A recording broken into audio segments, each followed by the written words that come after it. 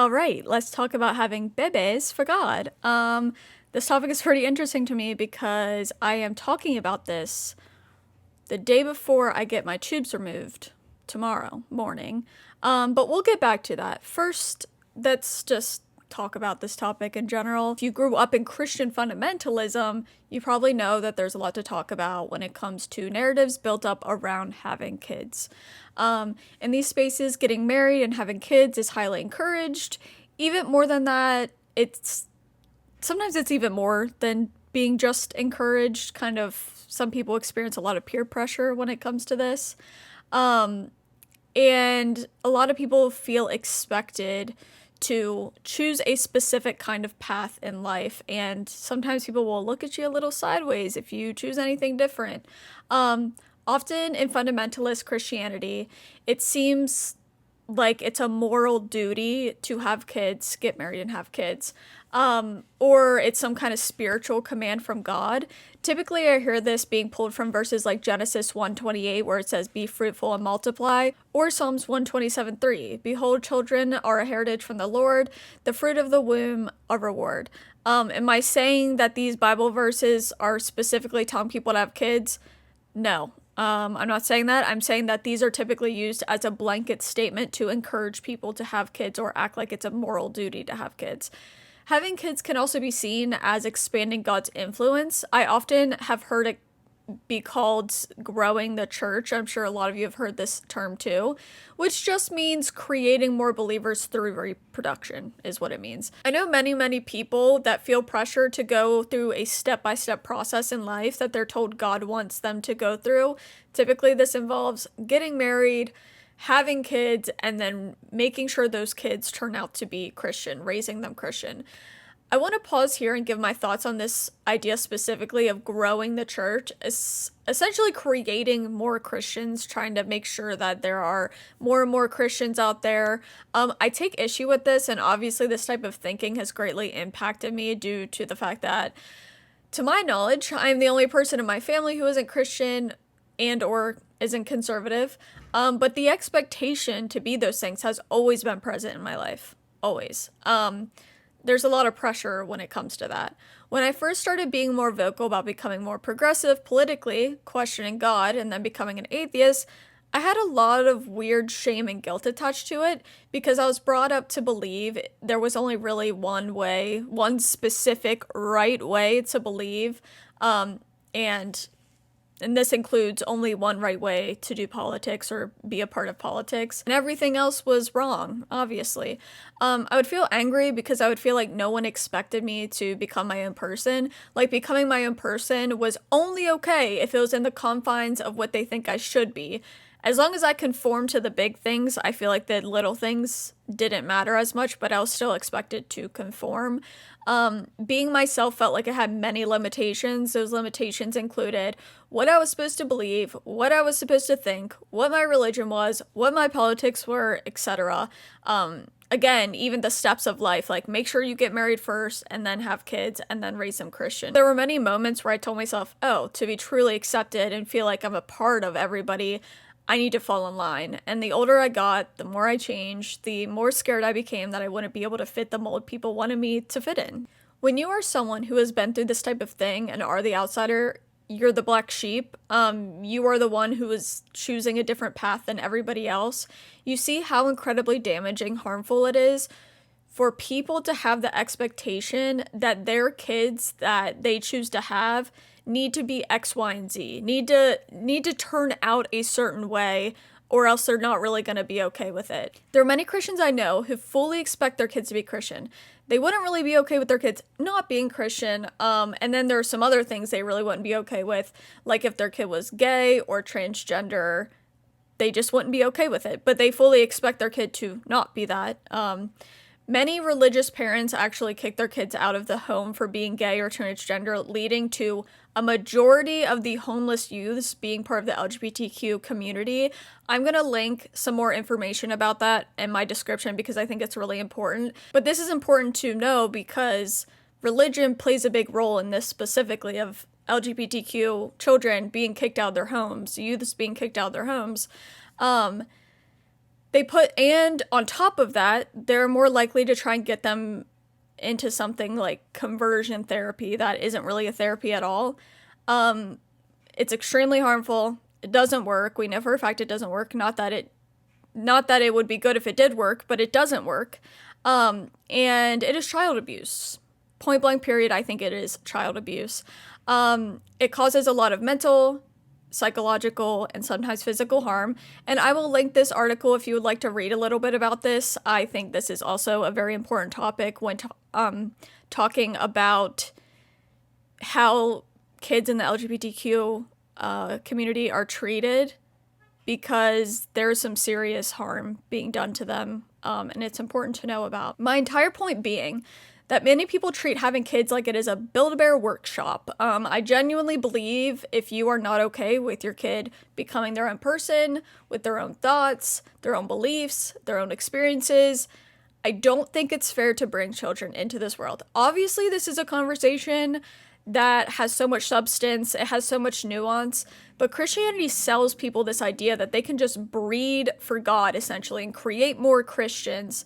And in my opinion, this is extremely an unfair burden put on the child. I think you need to be okay with the idea that your child is their own person, and they might not fit the mold that you're expecting them to fit. And are you truly going to be okay with that if your child doesn't turn out exactly the way you want them to turn out? I know many Christians are not okay with this. This is what kind of frustrates me. On top of it being unfair, it's just extremely unrealistic to assume, yes, my child will definitely be straight, my child will definitely be Christian, my child will definitely be conservative, my child will definitely be, they'll definitely feel aligned with their gender. You have no idea. There are so many different things that could happen, and I feel like if you're not okay with that, if you're not okay with them being their own person and not just like you, it doesn't make a lot of sense to me why you would have kids. It's not realistic, and it's extremely unfair. One more thing I would like to add is that after leaving religion, I had the realization how incredibly wild it is to bring life into this world if you think there's a chance of them burning in hell for all of eternity. I don't even know how to fully explain the true feelings I have about this, because I want to say this in a compassionate way, that I genuinely don't want Christian parents to watch this and think, wow, she thinks I'm a horrible person. I think it's more nuanced than that, okay? And I hope people understand that. But I'm just talking plainly here. I think if you truly, truly believe there's a chance that you bring life into this world, they live this short life, and then they go on to burn in hell for all of eternity, I think that's unfair. And it's messed up. And I'm not saying the person is malicious in doing this, or that they're doing it because it's a bad person. I think these are things that we don't really think about. And I know when I was a Christian, nobody talked about this. Nobody talked about, are you going to be okay if you have a kid and they don't believe and they go burn in hell forever? I've never heard that. And it bothers me, because this is a pretty giant thing to consider if you genuinely believe in hell. But part of me thinks that people don't talk about that, because then they would have to grapple with the fact that, oh my gosh, I might be bringing someone into this world just so they burn forever. I don't know. That's how I feel about it. Imagine you decide to bring them into this world. They live a short life here on earth. They end up not being convinced of God, and then they go suffer for all of eternity, all because you assumed that your child would believe in God, all because you assumed that you could mold your child into something guaranteed, and you didn't think about the possibility of they might believe different, they might be convinced of something different, they might have a different experience. Can we imagine the child in that scenario? I couldn't imagine the absolute anger and rage I would feel towards the people who brought me into this world if I ended up just burning in hell for all of eternity. What was the point there? What was the point? And some people talk as if life here on earth and that free will here on earth, which is a whole nother conversation, is worth this chance that you're gonna burn in hell forever. No, it's not. I don't agree with that whatsoever, especially if you're a person who does end up going to hell and does end up burning forever, that nothing's worth eternal suffering. I can't think of a single thing that is worth eternal suffering. So I wholeheartedly just disagree. I know a lot of this stuff isn't said out loud, and I know it might come off as offensive. That isn't the point of this conversation. I just want to be clear about that. My goal isn't just to be inflammatory, but I'm so tired of pretending like this isn't extremely disturbing. And it's even more disturbing that it's not talked about in these circles that I know of. If this has been talked about in your circle, please let me know. I'd be very interested of like what exactly was said and what that conversation was like. Of course, I'm sure it's happened somewhere, but in general, I don't think it's a common thing. Again, I don't think it's worth it, especially with the realization I have now that you cannot force yourself to be convinced of God. So they would be suffering for all of eternity for something they can't even control.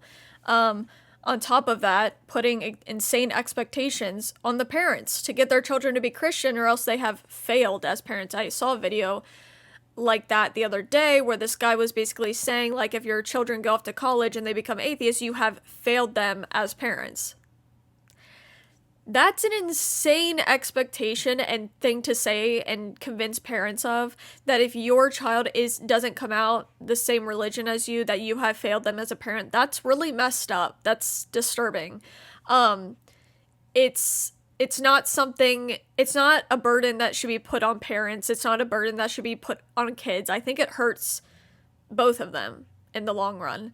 And I also think it can really damage the relationship and put a lot of barriers between the relationship when that barrier didn't have to be there in the first place. Anyways, let's move on. I saw this video on TikTok the other day, and it kind of sums up the mindset of many Christian nationalists today, so let's watch it. To talk about us in the West, how we have this mindset that we've been propagandized to think, and that is that, like, oh, don't have kids, the world's too overpopulated, or if you do, just have one or two, otherwise you're irresponsible.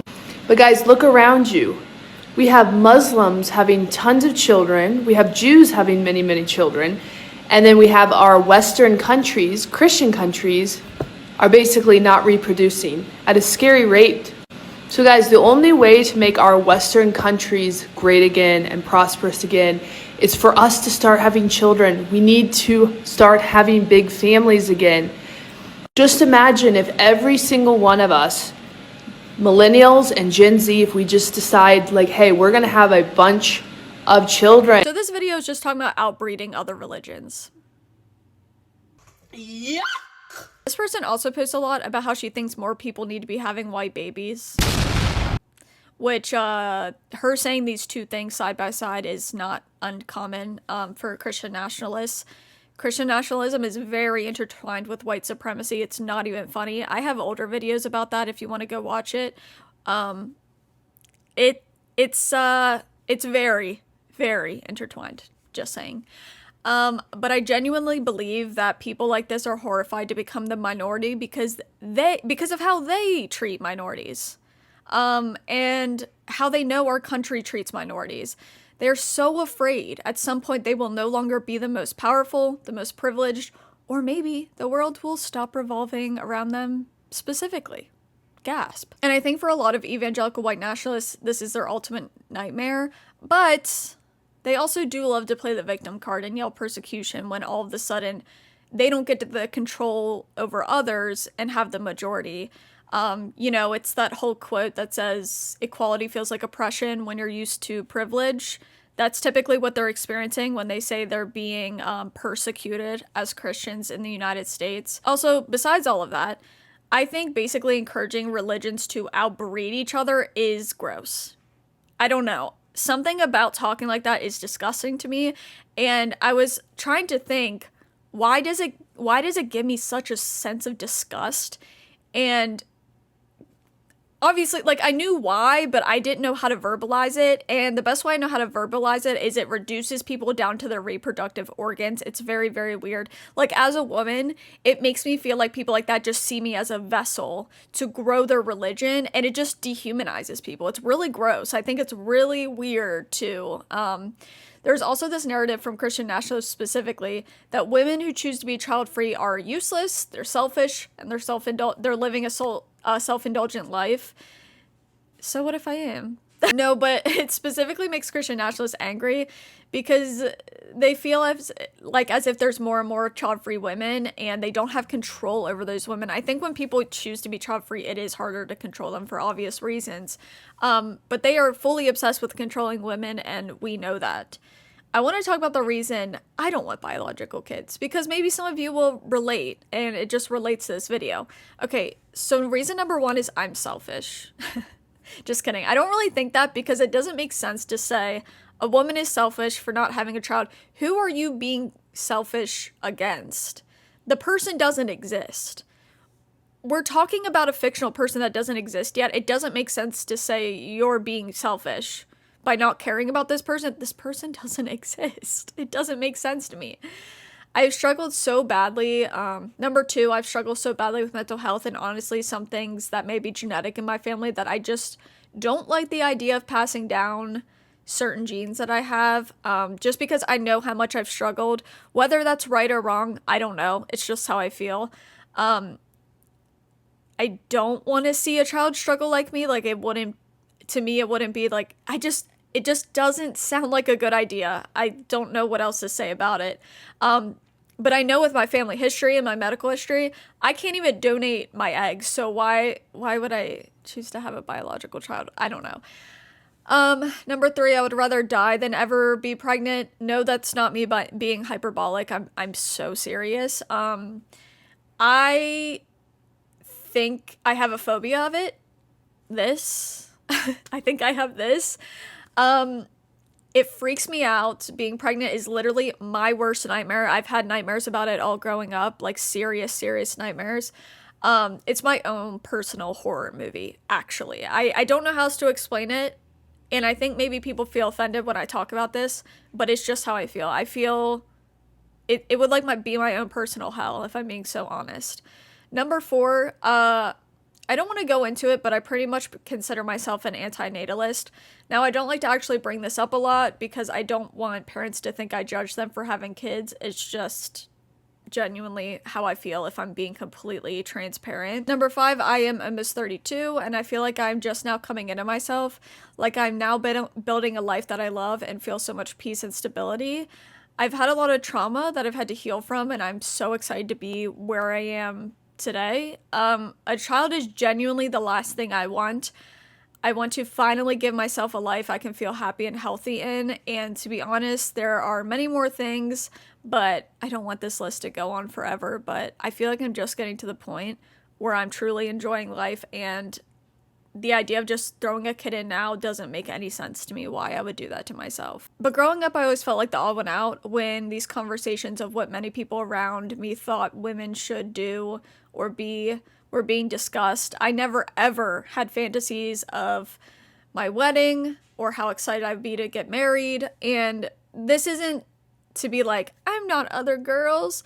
It's just genuinely how I felt. And I actually often felt really left out when it came to that.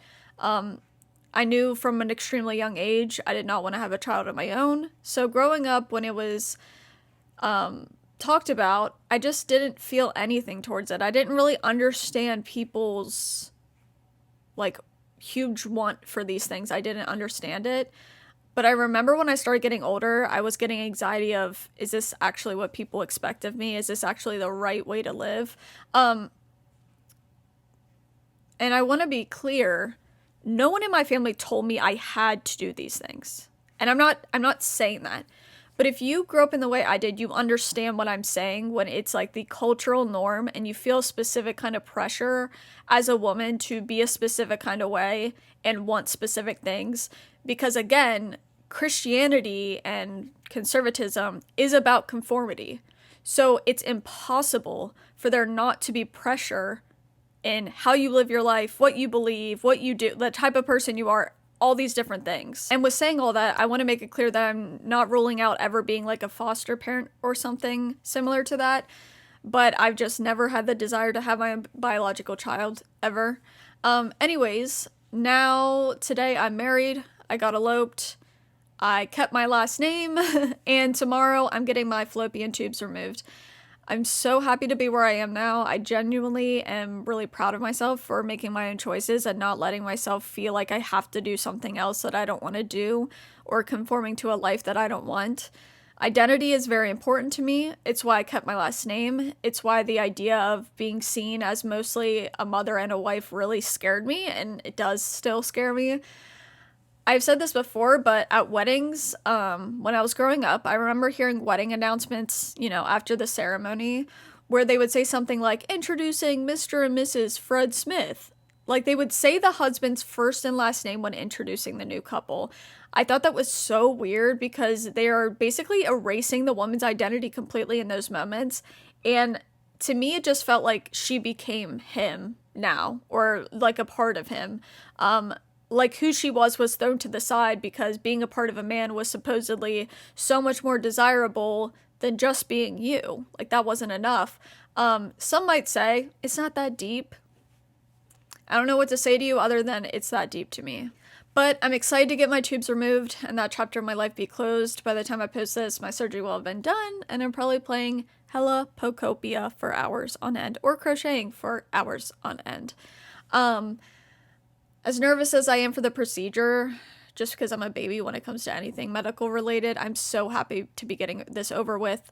It will give me an insane amount of security and peace that maybe some people won't understand, but I do, and I'm excited for.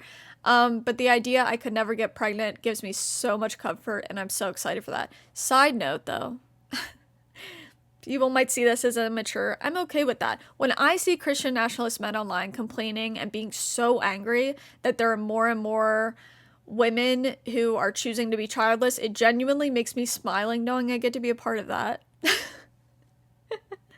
Knowing I get to be a part of that. I don't know. I can't explain it. It gives me the warm fuzzies, because it's good to it's good to know that they can't do shit about it, even though they would probably love to be able to. Autonomy feels good. Who would have guessed that? Who would have guessed autonomy feels good and is something that people should have? But they hate when women have full autonomy for obvious reasons, hence why they're always fighting against reproductive care. I feel so lucky to have access to this surgery and have this autonomy. It truly feels so good and so empowering for so many different reasons. I did post this on TikTok about a week ago because, like I said, this topic of getting your tubes removed it actually relates so much to the content I make for every reason I just said. But I had a bunch of men commenting things like, sad, this is sad, which is super weird and super creepy, in my opinion. I think that stuff is so weird. And I see it on women's content all the time who are making childless content. But yeah, I don't know. Getting a milkshake after that, playing some Pokemon after getting rid of my ability to get pregnant, that doesn't sound that sad to me. Yes! Yeah! In fact, it sounds like a good time. I don't know. Sue me. Anyways, that's it for now. If you are someone that feels like the odd one out when it comes to topics like this, you are not alone. I do know it can be lonely and it can be uncomfortable and nerve-wracking, but never stop advocating for yourself if you can do that. You have one life to live and you shouldn't be living it for anybody else. And I hope you all are doing good. I hope you're taking care of yourselves, and I will see you on the next one.